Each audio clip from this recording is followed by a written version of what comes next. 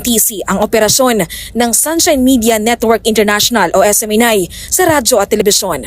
Ito ay pagkaraang ipasa ng Kamara ang resolusyon na naghihimok sa NTC na suspendihin ang network dahil umano sa mga paglabag.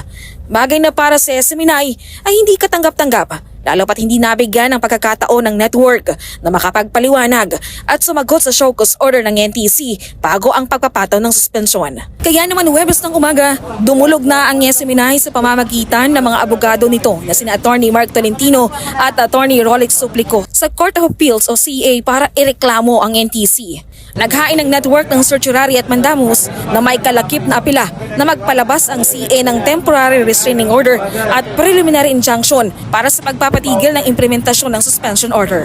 Pupunta kami dito para humingi ng hustisya sa pang-aabuso ng ahensya ng gobyerno. Yan po ay National Telecommunications Commission. Sinupil nila ang aming karapatan sa mamahayang pabahayag without giving us our day in court. Imagine mo, hindi kami binigyan. Kung ito ay mangyayari sa SMNI, ito ay maaaring mangyari maski kanino man dito ngayon sa press conference na ito. We were given 15 days to file our response sa NTC. But ang problema nito, binigyan nga kami ng pagkakataon na mag-respond but may suspension na. So in this case, that is a grave violation ng ating saligang batas, yung tinatawag na grave abuse of discretion amounting to lack or excess of jurisdiction. So wala silang jurisdiction na ginagawa nito, inaabuso po nila yung kapangyarihan nila. Ayon sa mga abogado, maling-mali ang ginawang pagtalima ng NTC sa resolusyon ng Kamara, gayong hindi nito mandato na sumunod sa dikta ng lehislatura.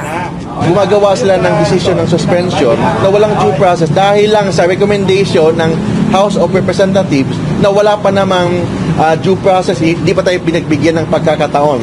Don't forget, ang NTC may tinatawag silang quasi-judicial function. Ang quasi-judicial function is part of the executive department. Yung pag-influensya ng House of Representatives to the NTC is in violation ng ating saligang batas, lalo na yung principle of separation of power. Hindi maaring i-adapt ng NTC ang ginawa ng House because ang House po, ibang poder yun, inquiry in aid of legislation. Ang ginawa nila, sinurrender nila, ginib up nila yung bataan at niyakap nila ang Kamara. Mali po yun, maling-mali. Nawalan sila ng independence. Hirit pa ng kampo na kung may nilabag man ang ilang programa ng SMNI ay hindi dapat madamay dito ang buong network.